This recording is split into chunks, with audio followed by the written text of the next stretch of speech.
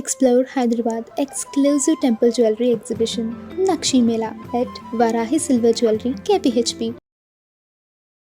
నమస్కారం, welcome to Suman TV. నేను గీతాంజలి. ప్రస్తుతం మనతో పాటు శ్రీచక్ర పీఠం వ్యవస్థాపకులు, ప్రముఖ జ్యోతిష్య పండితులు బ్రహ్మశ్రీ ప్రదీప్ జోషి గురువు గారు ఉన్నారు. వారితో మాట్లాడదాం. గురుగారు నమస్కారం అండి. శ్రీమాత్రే. గురుగారు, ఒక ధర్మ సందేహం. లక్ష్మీ అమ్మవారికి సంబంధించి వివిధ దేవీ దేవతలకి వారి వారి వాహనాలను మనం చూస్తాం. అలాగే లక్ష్మీ అమ్మవారికి కూడా ఒక వాహనం ఉంది, అది గుడ్లగూబ అని చెప్తారు. కొంత విచిత్రంగా ఉంటుంది. అంటే గుడ్లగూబ అనగానే మనకి ఒక నెగిటివ్ ఆలోచన వచ్చేస్తుంది. అమ్మో గుడ్లగూబ చూసినా భయం అంటారు, అక్కడ రాత్రి కనిపించినా అసలు చూడకూడదు అంటారు, ఇంటి దగ్గరికి వస్తే మంచిది కాదంటారు. మనకేమో ఇలా అలవాటు అయిపోయింది, ఇలా వినున్నాం. కానీ అమ్మవారి వాహనం అయినప్పుడు శుభం చేకూర్చాలి కదా. అసలు అమ్మవారు గుడ్లగూబని ఎందుకు వాహనంగా స్వీకరించారు, ఎలా చెప్పారు, అసలు శాస్త్రంలో ఏముంది వివరించండి. శ్రీ గురుభ్యో నమః. శ్రీమాత్రే నమః. గుడ్లగూబ ఈ చెప్పగానే అందరికీ భయపడుతుంది. ఎందుకోసమంటే దాని శబ్దమే విచిత్రంగా ఉంటుంది అన్నమాట. ఊ అంటుంది అన్నమాట. చిన్నప్పుడు మాకు ఒకటి నుడి చెప్పేవాళ్ళు అనమాట. మా అమ్మమ్మ వాళ్ళ ఇంట్లో మా అమ్మమ్మ ఎక్కడదో చెప్తాను వినండి. దామరాజపల్లి అని ఉంటుంది, ఎక్కడైతే మెట్పల్లి దగ్గర. మా అమ్మమ్మ మేనమామ వాళ్ళందరూ బల్యపల్లి వంశస్థులు అనమాట. నేను అక్కడే చిన్నప్పుడు ఉన్నప్పుడు మా మామయ్య తర్వాత మా అమ్మమ్మ చెప్పేది, నరసమ్మ అని చెప్పి మా అమ్మమ్మ అనేది అనమాట. అంటే పిల్లలు ఎవరైనా ఏడుస్తూ ఉంటే, పిల్లలు ఏడ్చేటప్పుడు గుడ్లగూబ ఏడుపు పిల్లల ఏడుపుతో కలవకూడదు, కలిస్తే అరిష్టం అని చెప్తారు. అది ఎందుకో నాకు ఇప్పటివరకు నేను చేసిన రీసెర్చ్ చేసినా నాకు పెద్దగా తెలియదు, కానీ అదేదో చెప్పారు. అది కోసమంటే పెద్దవాళ్ళు ఊరికే చెప్పరు, వాళ్ళకి ఏదో తెలుస్తూనే చెప్తారు. అందుకే పెద్ద గుడ్లగూబ ఏడుపు పిల్లల ఏడుపుతోటి కలవకూడదు అంటారు. అది బాగా గుర్తుపెట్టుకోండి. ఇది ఎందుకోసం ఇట్లా చెప్తున్నాను అంటే, గుడ్లగూబ ఒక చైతన్యమే, కాకపోతే రహస్య చైతన్యం, బాగా గుర్తుపెట్టుకోవాలి. అందుకే ఈ గుడ్లగూబని పూజించే వాళ్ళు ఏంటంటే, వామాచారంలో ఉండేటువంటి వాళ్ళు గుడ్లగూబని పూజిస్తారు. గుడ్లగూబని ఇంట్లో విగ్రహాలు కూడా పెట్టుకుంటారు. గుడ్లగూబ నెగిటివ్ కాదు, పాజిటివ్, అబ్సల్యూట్లీ పాజిటివే. కాకపోతే ఏంటంటే గుడ్లగూబని పెంచుకోకూడదు, పెంచొద్దు. ఎందుకోసం అంటే శాపం పెడుతుంది. గుడ్లగూబ శాపం పెట్టింది అనుకోండి, అది వంశానికి మొత్తం తగులుతుంది. గుడ్లగూబని ఎప్పుడు కూడా పెంచుకోకూడదు, దాన్ని బంధించకూడదు, గుడ్లగూబని బంధించకూడదు. ఒకవేళ పెంచుకున్నారు అంటే దానికి ఆహారం పెట్టండి, అది తిని వెళ్ళిపోతుంది. కానీ మాత్రం దాన్ని ఇంట్లో బంధించడము, తర్వాత పంజరంలో పెట్టడము అలాంటివి చేయకూడదు, బాగా గుర్తుపెట్టుకోండి. మీరు ఇప్పుడు గుడ్లగూబల గురించి మన తెలుగు వాళ్ళకి ఎక్కువగా తెలియదు. నేను భారతదేశం మొత్తం నా క్లయింట్స్ ఉన్నారు కాబట్టి, నేను అంతటా తిరుగుతాను కాబట్టి, వెస్ట్ బెంగాల్, మీరు వెస్ట్ బెంగాల్కి వెళ్తే బెంగాల్లో దాదాపు అందరి ఇళ్లలో గుడ్లగూబల బొమ్మలు ఉంటాయి. దాదాపు ఉంటాయి, బొమ్మలు ఉంటాయి. గుడ్లగూబ బొమ్మ ఉంటే వాళ్ళు లక్ష్మీదేవిగా భావిస్తారు. గుడ్లగూబ బొమ్మని ఇంట్లో పెట్టుకుంటారు, తప్పకుండా పెట్టుకుంటారు. వెస్ట్ బెంగాల్లో ఉంటుంది. అట్లాగే ఒడిస్సాలో కొన్ని ప్రాంతాల్లో కూడా ఉంటుంది. నేను ఒడిస్సా వెళ్ళాను, వెస్ట్ బెంగాల్. ఎందుకోసం అంటే వెస్ట్ బెంగాల్లో తారాదేవి ఆలయం ఉంటుంది. తారాదేవి ఆలయం ఉంటుంది కాబట్టి అక్కడ తారాదేవి దగ్గర గుడ్లగూబలు అమ్ముతారు. మీరు అక్కడ వెళ్ళి చూసినా తెలుస్తుంది. గుడ్లగూబ అమ్మవారి వాహనం. ఈ గుడ్లగూబని సంస్కృతంలో ఏమంటారు అంటే ఉలూకము అంటారు. ఉలూకం. అది కేవలం మనకి పద్మపురాణంలో లక్ష్మీదేవి యొక్క రహస్యంలో మాత్రమే ఇది చెప్పారు తప్ప బయట ఎక్కడ కూడా ఈ రహస్యం చెప్పలే. ఈ రావణ సంహితలు కూడా చెప్తాడు. రావణాసురుల వారు, రావణ బ్రహ్మ చెప్పాడు, ఈ విషయం చెప్పాడు ఆయన. అమ్మవారిని ఎలా పూజ చేయాలి, అమ్మవారిని ఎలా ప్రసన్నం చేసుకోవాలి, ఉలూక వాహనం ఎందుకు అమ్మవారు తీసుకుంది, ఇది బాగా అర్థం చేసుకోవాలి. ఉలూక వాహన ప్రియం. అమ్మవారి యొక్క వాహనములో ఇప్పుడు సరస్వతి అమ్మవారికి వెళితే హంస వాహనం. ఎందుకోసం అంటే సోహం హంస అనేటువంటి దానికి అమ్మవారు అధిష్టాన దేవత. లక్ష్మీదేవి అమ్మవారి విషయానికి వచ్చేసరికి వాహనం పక్షి వాహనం అయ్యింది, అది కూడా గుడ్లగూబ అయ్యింది. ఉలూకము ఎందుకు, అది ఫస్ట్ మనం అర్థం చేసుకోవాలి. నంబర్ 1, ఏ పక్షి ఎగిరినా శబ్దం వస్తుంది, ఏ పక్షి ఎగిరినా శబ్దం వస్తుంది. గుడ్లగూబ ఎగిరితే శబ్దం రాదు, సైలెంట్. అసలు ఎగిరితే రెక్కల చప్పుడు కూడా నీకు తెలియదు. అసలు నువ్వు ఎంత మైక్రో లెవెల్లో మైక్ పెట్టినా వినపడదు. కావాలంటే యూట్యూబ్లో ఉంటుంది గుడ్లగూబ రెక్కలకు సంబంధించి, మీరు చూడండి. నేను ఆల్రెడీ రీసెర్చ్ చేశాను కాబట్టి చెప్తున్నా. తర్వాత ఫాల్కన్ ఉంటుంది. నెక్స్ట్ వచ్చేసి ఫాల్కన్ ఏది గరుడ పక్షిలోనే ఒక రకమైనటువంటిది. ఆ పక్షి ఎగురితే మైక్రో లెవెల్లో వినిపిస్తుంది, కానీ గుడ్లగూబ ఎగురితే మాత్రం సౌండే రాదు. సైలెంట్ కిల్లర్ అనమాట. గుడ్లగూబ పగబట్టింది అని అంటే మాత్రం అది వదిలిపెట్టదు. గుడ్లగూబ పగబెడుతుంది, అది అందుకే శాపం పెట్టినా పగబట్టినా వదిలిపెట్టదు. గుడ్లగూబ దాని యొక్క ఇప్పుడు ఒక ఫాల్కన్ ఏదైనా వచ్చి గుడ్లగూబలో దాని పిల్లల్ని తినేసి వెళ్ళిపోయింది అనుకో, అది అప్పుడు ఇమీడియట్లీ రియాక్ట్ అవ్వదు. అందుకోసం అది డే టైంలో అది అటాక్ చేస్తుంది కదా, ఇమీడియట్లీ రియాక్ట్ అవ్వదు, వెయిట్ చేస్తుంది, తన టైం వచ్చేదాకా వెయిట్ చేస్తుంది.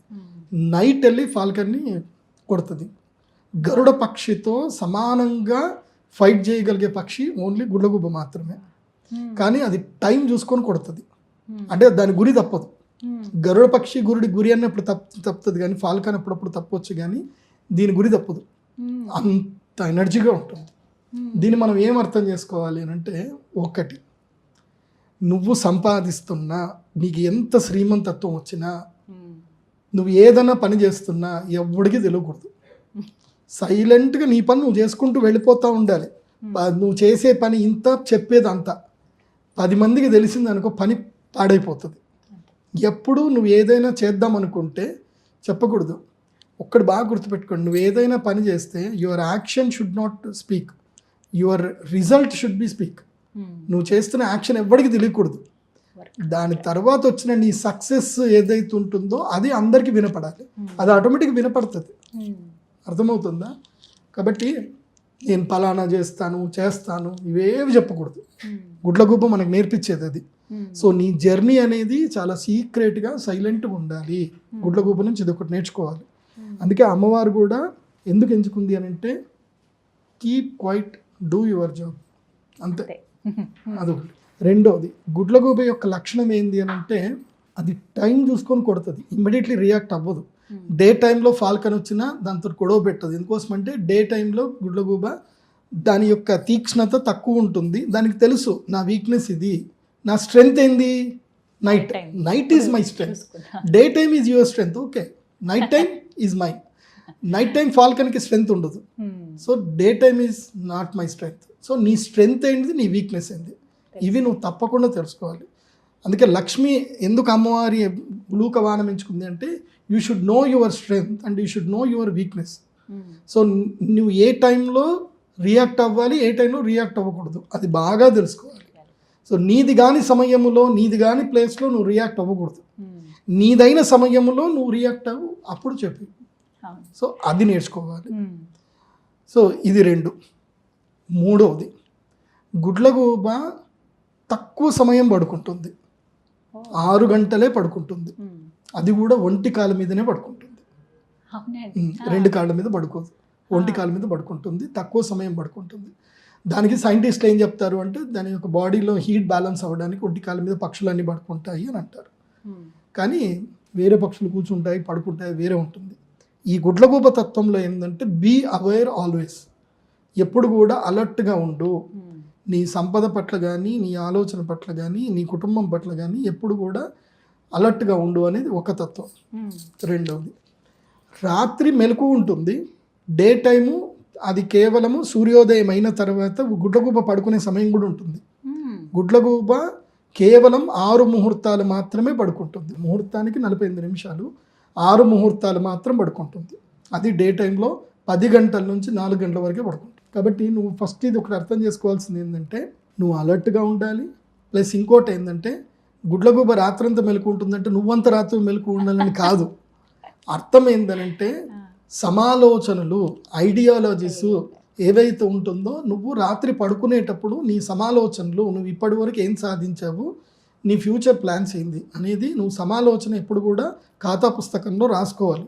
ప్రతి ఒక్కరికి ఒక ఇండివిజువల్ డైరీ ఉండాలి. ఇవాటి వరకు నువ్వేం సాధించావు, ఇంకేం చేద్దాం అనుకుంటున్నావు, దానికి ఎంతవరకు రీచ్ అయ్యావు అనేది ప్రతిరోజు రాసుకోవాలి. ఇది ఒకటి. 4వ విషయంకి వచ్చేసరికి, గుడ్లగూబ 360 degrees తిరుగుతుంది పూర్తిగా, ఆల్మోస్ట్ దాని తల పూర్తిగా వెనక్కి చేసి చూస్తుంది. అంటే ఇటు నుంచి పూర్తి వెనక్కి చూస్తుంది, ఇటు నుంచి అయినా పూర్తి వెనక్కి చూస్తుంది, ఇలా పూర్తిగా తిరగదు, కాకపోతే పూర్తిగా తల వెనక్కి చేసి చూస్తుంది. అంటే ఆల్వేస్ నువ్వు నీ 360 degrees నువ్వు అబ్జర్వేషన్ చేయాలంటే, నీ చుట్టూ ఏం భవిష్యత్తు గురించి ప్లాన్ చేసుకోవాలి, గతాన్ని నువ్వు అనుభవంగా తీసుకోవాలి, ఎప్పుడు కూడా నువ్వు మర్మగర్భంగా ఉండాలి. మర్మగర్భంగా అంటే అర్థం ఏంటంటే ప్రతి రహస్యాలన్నీ బయట పెట్టేయకూడదు. ఇంట్లో కన్నా చుట్టాలు వచ్చారు, ఫ్రెండ్స్ వచ్చిందానికి ఇంట్లో ఉన్న రహస్యాలన్నీ కక్కేస్తారు.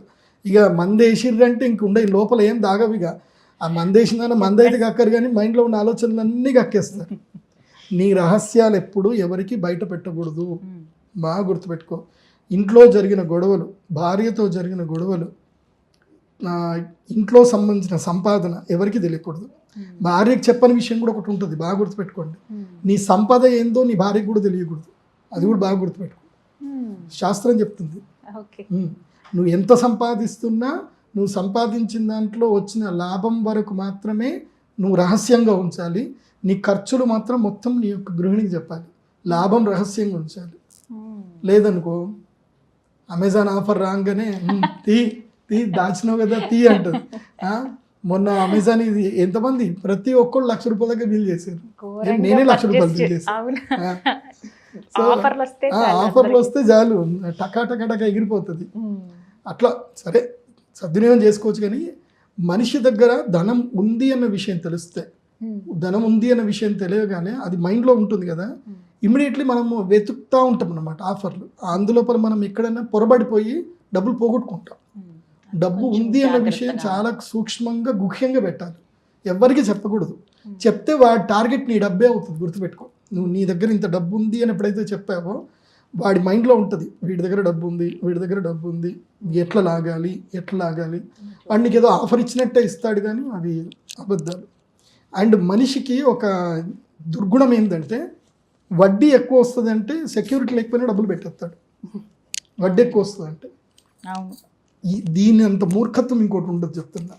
అంటే నేను ₹1,00,000 పెడితే నాకు నెలకి ₹1,00,000కి 77 లక్షలు వస్తాయి అనుకున్నా. ఎవడో చెప్పాడు, అన్న నువ్వు ₹1,00,000 పెడితే నీకు నెలకి 7 లక్షలు ఇస్తా. వితౌట్ సెక్యూరిటీ ₹1,00,000 పెట్టేస్తారు 7 లక్షల కోసం. వాడు 7 లక్షలు 10 రోజులు ఇస్తాడు, తర్వాత అయిపోయి అంటే 10 నెలలు ఇస్తాడు. 10 నెలలు కూడా ఆపుకుంటూ ఇస్తాడు. నెక్స్ట్ జంప్ 30 లక్షలు తీసుకొని వెళ్ళిపోతాడు. ఏం చేస్తాం? పేపర్లు పట్టుకొని ప్రామిసర్ నోట్ పెట్టుకొని తిరగలేదు. సో అతి ఆశ పనికిరాదు. గుడ్లగూబ మనకు నేర్పించేది అదే. అది ఎప్పుడు అతి చేయదు గుడ్లగూబ. దానికి ఎంత శక్తి ఉన్నా దాని శక్తిని ఎప్పుడు కూడా చూపించదు. బాగా గుర్తుపెట్టుకోండి. అంటే గుడ్లగూబ ఎక్కడ మీరు మీరు ఎంత కష్టపడి వెతికినా గుడ్లగూబ గూడుని మీరు వెతకలేరు, తెలుసా? అసలు ఎక్కడ ఉంటుందండి? అదే కదా, అదే రహస్యం. గుడ్లగూబ ఎక్కడ ఉంటుందో కూడా ఎవరికి తెలియదు. అంత రహస్యమైన జీవనాన్ని గడుపుతుంది. అందుకే అమ్మవారు ఉలూక వాహనాన్ని అందుకే చేసుకుంది.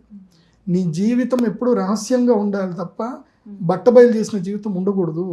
ప్రతిది ఏం జరిగినా సరే, మేము PVR సినిమాకి వెళ్ళామని సెల్ఫీ ఒకటి, మేము పలానా గుడికి వెళ్ళామని సెల్ఫీ ఒకటి, ఏం చేసినా సరే ఇంట్లో ఇది కూర వేసుకున్నాను కూరని పెట్టి మరీ సెల్ఫీ. ఎందుకునా? నీ గురించి నువ్వు ఎంత ప్రపంచానికి తెలియజేస్తూ ఉంటే అంత నువ్వు అందరికి అట్రాక్ట్ అవుతావు. If you attract some one, వాళ్ళ నెగిటివ్స్ని కూడా నువ్వు అట్రాక్ట్ చేసుకుంటావు. They release negative thoughts on you. ఎవడు కూడా ఒకడు సుఖపడితే ఎవడు కూడా బ్లెస్సింగ్స్ ఇవ్వడు. బాగా గుర్తుపెట్టుకోండి, మనిషి లక్షణం అది కాదు. మనుషులు ఒక 10 మంది ఉండొచ్చు, అబ్బా వీడు సుఖపడుతున్నాడురా బాగుంది, వీడు ఇంకా సుఖపడని అని చెప్పేవాళ్ళు 10 మంది ఉంటారు. మనస్ఫూర్తిగా చెప్పేవాళ్ళు 10 మందే ఉంటారు. కాబట్టి సంపద గురించి కానీ ఏది డిస్క్లోజ్ చేయొద్దని మనకి ఉలూక వాహనం చెప్తుంది. ఇంకోటి కూడా బాగా గుర్తుపెట్టుకోండి, ఇదేదో చెప్పారు కదా, గురువుగారు చెప్పారు కదా, ఇమ్మీడియట్లీ గుడ్లగూబ మీద అమ్మవారిని కూర్చోబెట్టి ఆ అమ్మవారి ఫోటో ఇంట్లో పెట్టుకుందాం అనుకుంటారేమో. అస్సలు గుడ్లగూబ వాహనంతో ఉన్న అమ్మవారి ఫోటో ఇంట్లో పెట్టుకోకూడదు. అమ్మవారు ఇంట్లో కమలాసన స్థితి అంటే కమలములో కూర్చొని పద్మాసనంలో, అందుకే పద్మప్రియే పద్మిని పద్మహస్తే పద్మాలయే పద్మదళాయతాక్షి విశ్వప్రియే విష్ణు మనోనుకూలే త్వత్పాద పద్మం మయి సన్నిధత్స్వ. యాసా పద్మాసనస్థ అంటే ఏ అమ్మవారైతే పద్మాసనంలో కూర్చుందో, విపుల కటితటి పద్మపత్రాయతాక్షి గంభీరావర్తనాభిస్తనభరణమిత శుభ్రవస్త్రోత్తరీయ లక్ష్మీ. శుభ్రవస్త్రోత్తరీయ అంటే తెలుపు వస్త్రం కట్టుకున్నటువంటి అమ్మవారు. లక్ష్మీర్ దివ్యేర్ గజేంద్రై మణిగణ గచితైర్ స్నాపిత హేమకుంభై నిత్యం సా పద్మహస్త మమ వసతు గృహే సర్వమాంగళ్యయుక్త. ఈ శ్లోకాన్ని కరెక్ట్గా డీకోడ్ చేసుకుంటే మనకు అన్నీ అర్థమవుతాయి. కాబట్టి ఆ లక్ష్మీదేవి మణిగణ ఖచ్చిత అంటే మణులు ఉండాలి పూర్తిగా. అమ్మవారి ముందు మణులు ఉండాలి. అమ్మవారు తెలుపు వస్త్రం ధరించి ఉండాలి, శంఖ చక్రము గద పద్మము చేతిలో పట్టుకొని ఉండాలి, పక్కన మళ్ళీ ఏనుగులు ఉండాలి, 2 ఏనుగులు ఉండాలి. అలా ఉండి అమ్మవారికి వెనక శ్రీచక్రం ఉండాలి. నేను ఏదైతే చెప్తున్నానో ఈ అమ్మవారి ఫోటోని మేము అందరికి ఇస్తాం చూపిద్దాం, అది కూడా దీపావళి రోజు అందరికి ఇస్తాం, మనం మీకు కూడా ఇచ్చినట్టున్నాం. సో ఆ అమ్మవారి ఫోటోనే అందరికి ఇస్తాను. మీకు అది కావాలంటే pradeepjoshi.comలోకి వెళ్ళిపోయి డౌన్లోడ్స్లో ఉంటుంది, మీరు ఫ్రీగా డౌన్లోడ్ చేసుకొని ప్రింట్ కూడా చేసుకోవచ్చు, ఉంటుంది. ఆ అమ్మవారిని మీరు కొలవాలి, అమ్మ స్వరూపం అట్లా ఉండాలి, బాగుంటుంది. అమ్మవారి పద్మం ఉండాలి. మామూలుగా లక్ష్మీదేవి ఫోటోలు అన్నీ అట్లాగే ఉంటాయి, కానీ ఉలూక వాహన లక్ష్మిని ఎప్పుడు కూడా ఇంట్లో పెట్టి పూజ చేయకూడదు. అసలు ఇంట్లో మనం విగ్రహాలు కూడా పెట్టుకోం కదండి, చిన్న బొమ్మలు కూడా పెట్టుకోం కదా. బొమ్మలు పెట్టుకోవచ్చు, ఇబ్బంది ఏం లేదు, కాకపోతే చిన్నవి పెట్టుకోవాలి, ఏం కాదు. చూస్తే మంచిదే అని అంటారా? ఇప్పుడు కనిపించింది అనుకోండి, ఇప్పుడు మంచిదే. ఇప్పుడు గుడ్లగూబ అందరు కనబడదు, కనబడిందంటే అదృష్టమే. గుడ్లగూబ కనిపిస్తే నమస్కారం చేసుకోవాలి, అంతే. ధనత్రయోదశి రోజు మీరు నమ్ముతారు నమ్మరు, ధనత్రయోదశి అమ్మవారి గుడికి వచ్చి ఒక గుడ్లగూబ శిఖరం మీద కూర్చొని వెళ్ళిపోతుంది. ప్రతి ధనత్రయోదశికి వస్తుంది, కూర్చొని వెళ్ళిపోతుంది. కానీ నేను ఎవరికి చెప్పను, చూస్తా అంతే. మనం చెప్పామనుకోండి, అందరు దృష్టి పడింది అనుకోండి, అమ్మ మనం చూసేసారు నేను రాను అంటది. అందుకే రీసెంట్ గా కూడా కాశీ విశ్వనాథుడి గుడి దగ్గర తెల్లటి గుడ్లగూబ వచ్చింది, అందరూ చూడండి ప్రాస్పెరిటీకి చిహ్నం అన్నట్లుగా చూసారు. ఒక వీడియో బాగా వైరల్ అయిందండి. ఆ బంగారు గోపురం ఉంది కదా, అందులో కూర్చుని ఉంది, వైట్ కలర్ లో ఉంది బాగా. మా నిజామాబాద్లో అంటే ఇది ఇందూరు దేవస్థానం అంటారు. మా నాన్నగారు ఆస్థాన పండితులు అయి ఉండేవారు. నీలకంఠేశ్వర స్వామి దేవస్థానం అని ఇందూరులో ఉంటుంది. ఈ చాలా మందికి నిజామాబాద్లో ఉండేటువంటి వాళ్ళకు కూడా తెలియదు, ఇందూరు వాళ్ళకు కూడా తెలియదు. మా నాన్నగారు నాకు చెప్పారు, అది అర్చకులకు కూడా తెలుసు. నీలకంఠేశ్వర స్వామి దేవస్థానానికి పైన ఒక గోల్ ఉంటుంది అనమాట, ఒక ద్వారం ఉంటుంది. అది ఎందుకు పెట్టారో ఇప్పటికి ఎవరికి తెలియదు. అది గుడ్లగూబ ఉండడానికి కట్టారు అది. అప్పుడు ఆ దేవస్థానం కట్టేటప్పుడే స్థపతి అప్పుడు నిర్ణయం అది జరిగింది. ఆ దేవస్థానంకి ఏంటంటే కట్టేటప్పుడు ఇక్కడ లక్ష్మీదేవి సాన్నిధ్యం ఉండాలి కాబట్టి గుడ్లగూబకి ఇక్కడ ప్లేస్ ఉండాలి అని చెప్పి ఆ గుడి కట్టేటప్పుడే ఆ ప్లేస్ వదిలిపెట్టారనమాట. దాని తర్వాత వీళ్ళంతా దీపాలు పెట్టడానికి ఏదో చేశారు, కానీ చాలామందికి తెలియదు. మా నాన్నగారికి తెలుసు. తర్వాత ఏమైందంటే ఈ గవర్నమెంట్ కబ్జా చేసిన తర్వాత మాటలు వినడం బంద్ చేసింది. గవర్నమెంట్ కబ్జా చేస్తే అంతే ఉంటుంది, ఇంకా ఎండోమెంట్ డిపార్ట్మెంట్ కబ్జా చేస్తే ఇక ఆచారాలు విచారాలు అనువంశికుల్ని ఎత్తిపాడేయడము. ఎందుకోసమంటే అనువంశికులు ఉన్నారంటే వీళ్ళు ఎప్పుడైనా వచ్చి మళ్ళీ గుడి తీసుకుంటారను వాళ్ళకి ఏదో ఒకటి ఇరికిచ్చేసి వాళ్ళని పంపించేసి ఇంకా మొత్తం గుడిని కబ్జా చేసుకోవడం నడుస్తూ ఉంటుంది. అందుకే నీలకంఠేశ్వర స్వామి దేవస్థానానికి మీరు వెళ్ళి, ఇప్పటికీ ఉందేమో, నేను చాలా ఏళ్ళైంది చూసి. అప్పుడు ఉంటుండే, నేను చిన్నప్పుడు చూశాను, ఇంత పెద్ద గుడ్లగూబ ఉంటుండే, అది దాదాపు ఇంత పెద్ద ఉంటుండే, ఈ నా అరచేయి ఎంత ఉంటుండే. కళ్ళు చూస్తే భయం వేస్తే ఫస్ట్ అసలు భలే ఉంటుంది, అయినా ఆ రూపం కూడా విచిత్రంగా. కానీ ఈ గుడ్లగూబలకి ఆవాస క్షేత్రం ఏంటి అంటే ఆస్ట్రేలియాకి గుడ్లగూబ అని అక్కడ ఎక్కువ ఉంటాయి అక్కడ. అందుకే అస్త్రాలయ పోయి ఆస్ట్రేలియా అయింది. అదే ఆస్ట్రేలియాలో ఎక్కువ ఉంటే పెంచుకుంటారు ఇప్పుడు చాలా మంది అక్కడ. అది అమ్మవారి వాహనం అవడం కారణం అది. అమ్మ ఆ వాహనాన్ని ఎందుకు ఎంచుకుందో, దాని ద్వారా అసలు మనకేం చెప్తుందో అనేది చాలా బాగా ఎక్స్ప్లెయిన్ చేశారు. కానీ అదృష్టం ఉన్న వాళ్ళకి మాత్రమే శ్వేత ఉలూకం కనిపిస్తుంది. శ్వేత ఉలూకం అంటే ఏంది? తెల్లటి గుడ్లగూబ. శ్వేత ఉలూకం కనిపించేది అంటే ఇంకా నీ జీవితంలో అదృష్టం వచ్చినట్టే నీకు. అది దీపావళి రోజు ధనత్రయోదశి నుంచి 3 రోజుల్లో ఎప్పుడు కనిపించినా అదృష్టమే. అది చూడాలి, ఇంకా అందరూ ఆ వేటలో ఉంటారు. ఎక్కడెక్కడ అట్లని గట్టిగా పట్టుకోవద్దు, నీకు కనిపిస్తే చూడాలి. కానీ ఎక్కడ దొరుకుతుంది? పూర్వకాలం అదే పాలపిట్ట చూడాలని చెప్పి దసరా పాలపిట్టలు కాలు కట్టేసిందని చూపిస్తారు. అది అంతకన్నా దారుణం ఇంకోటి ఉండదు, అది తప్పట్లా. వాటిని హింసించకూడదు, వాటికి వాలంటరీ కనబడాలి. వాస్తవంగా ఈ పాలపిట్టది కూడా ఒక జ్యోతిష్యంలో ఒకటి ఉంది.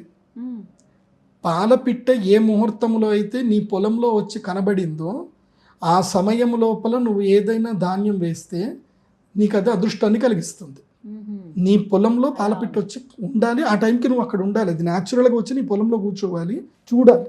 నువ్వు చూసిన సమయానికి నువ్వు ధాన్యం ఏదైనా వేయి, అది నీకు అదృష్టం ఇస్తుంది. చాలా రాసింది శాస్త్రంలో ఉంది. కానీ దాన్ని బలవంతంగా తీసుకొస్తే తప్పది, అవి న్యాచురల్గా రావాలి. ఇంకెక్కడ పక్షులండి, నేను మళ్ళీ మొన్న రోబోట్ సినిమా చూశాను, నాకు అది వాస్తవమే అనిపిస్తుంది. పక్షులు ఎక్కడ కనిపిస్తలేవు. భాగ్యనగరంలో కాకులు ఎక్కడ కూడా కనిపిస్తలేవు. అన్నీ పోతున్నాయి, అయిపోయింది. ఇంకా మనం డెవలప్ అవుతున్నాం కానీ మన మనుగడను మనం నాశనం చేసుకుంటున్నాం. కొంతమంది ప్రయత్నిస్తున్నారు కానీ అవి అంత ఈ రేడియేషన్ వల్ల చనిపోతున్నాయని చెప్పి అది వాస్తవం అది. కానీ ఇప్పటికీ ప్రభుత్వాలు వాస్తవాన్ని అనుగ్రహించకుండా వెళ్తే పబ్లిక్ గివప్ చేసుకుందామన్నా ఏం చేస్తున్నారంటే డిజిటల్ పేమెంట్స్ ఎక్కువ చేస్తున్నారు. ఇప్పుడు డిజిటల్ పేమెంట్ వచ్చిందంటే మొబైల్ లేకపోతే మనం ఏం చేయలేం. డబ్బు అనేది ఒక్కటి తీసి పడేస్తే మొబైల్ నుంచి మనకి అంత అవసరం లేదు. ఈ ఆన్లైన్ పేమెంట్స్ ఇది అదొక్కటి తీసి దాన్ని గనక వేరే సిస్టంలో గనక ఏదైనా మార్చగలిగితే మన మొబైల్స్ని మనం అవాయిడ్ చేయొచ్చు. ఇప్పుడు కూడా నేను మొబైల్ గివప్ చేయడానికి నేను రెడీ ఉన్నా, నాలాగా చాలామంది రెడీ ఉన్నారు. Except the payment system. మునుపు డబ్బులు జేబులో పెట్టుకొని పోవాలంటే దొంగల భయము, ఇప్పుడు డబ్బులు జేబులో పెట్టుకొని పోవాల్సిన అవసరం లేదు. నేను ఢిల్లీ పోతున్నా, నా జేబులో రూపాయి లేకుండా పోతాను ఢిల్లీకి, హ్యాపీగా ఇదవుతుంది. కానీ టీ తాగే దగ్గర కూడా ఫోన్ పేలు గూగుల్ పేలు ఉన్నాయి, ప్రతి చోటు ఉన్నాయి. అక్కడ దాకా ఎందుకండి, మామూలు చిన్న చిన్న వస్తువులు అమ్ముకునే దగ్గర 2 రూపీస్ 3 రూపీస్ ఉన్నవి 10 రూపీస్ ఉన్నవి కూడా ఇంకా ఫోన్ పే చేసేస్తున్నారు. ఇంకా అంత అవసరం ఉండట్లేదు. అదే కదా. కానీ అదొక్కటేనండి ఇప్పుడు మనం మొబైల్ గివ్ అప్ చేయడానికి అదొక్కటే రీజన్ ఆపుతుంది. కానీ లేదంటే we are all ready to give up the mobiles. దానికి ఏదైనా సైంటిస్ట్ ఏదైనా ఒక సొల్యూషన్ కనుగొనండి. సింపుల్ మొబైల్, సింపుల్ టెక్నిక్లో పేమెంట్ చేసేది ఏదైనా కనుగొనండి. వస్తాయి ఇంకా త్వరలో కూడా. Do not use so much radiations. అది లేకుండా ఎన్విరాన్మెంట్ని కాపాడడం మన బాధ్యత. అండ్ ఈ కర్ణపిశాచి వల్ల సంసారాలు నాశనం అవుతుంది, ఎన్ని జీవితాలు నాశనం అవుతున్నాయి. నిజం. పిల్లలు అందరికీ ప్రాబ్లమ్సే. అందుకే మనకి ఉలూక తత్వంలో అది ఇమీడియట్లీ రియాక్ట్ అవ్వదు. గుడ్లగూబ అది దాని పిల్లని అక్కడ చంపుతున్నా సరే అది రియాక్ట్ అవ్వదు, అక్కడ కూర్చుంటుంది. నేను చూసాను, వీడియోస్ చూసాను, కూడా చెప్తున్నా అది రియాక్ట్ అవ్వదు. అంటే ఏ సందర్భంలో అయినా, ఇప్పుడు ఇంట్లో ఏదైనా గొడవలు జరిగినా, నీ లవర్ తోటి మాట్లాడుతున్నా, మీ భార్యతోటి ఒకవేళ ఫోన్లో మాట్లాడినా, అలిగి పోయింది, డోంట్ రియాక్ట్ ఇమీడియట్లీ. కొన్ని రోజులు స్పేస్ ఇవ్వు, టైం స్పేస్ ఇవ్వు. ఎవరికైనా స్పేస్ ఇవ్వాలి, సెటిల్ అవ్వడానికి స్పేస్ ఇవ్వాలి. ఇంట్లో గొడవ జరిగింది, ఒక 2 రోజులు సైలెంట్గా ఉండండి. ఇంట్లో ఎవ్వరూ ఏది మాట్లాడకుండా సైలెంట్గా ఉండండి. తర్వాత మెల్లిగా ఒక్కొక్కటి కూడా సార్ట్అవుట్ చేసుకుంటారండి. గొడవలు జరగకపోతే అది కుటుంబమే కాదు, గొడవలు జరుగుతాయి. కాకపోతే దాన్ని ఎలా నువ్వు సెటరేట్ చేసుకుంటున్నావు, ఎలా టైంని ఎలా రియాక్ట్ అవుతున్నావు అనేది ఇంపార్టెంట్. నీ రియాక్షన్ తోటి యాక్షన్ తగ్గాలి తప్ప యాక్షన్ పెరగకూడదు. సో దాని సొల్యూషన్ ఎత్తుక్కుంటూ వెళ్ళాలి కానీ మళ్ళీ పెంచకూడదు. అది గనక కరెక్ట్గా కుటుంబ సభ్యులు నేర్చుకోగలిగితే అది బాగుంటుంది. గుడ్లగూబ నేర్పించేది కూడా అదే. మంచి సలహా సూచన కూడా ఇచ్చారు. థ్యాంక్ యూ సో మచ్ గురుగారు. ధన్యవాదాలండి.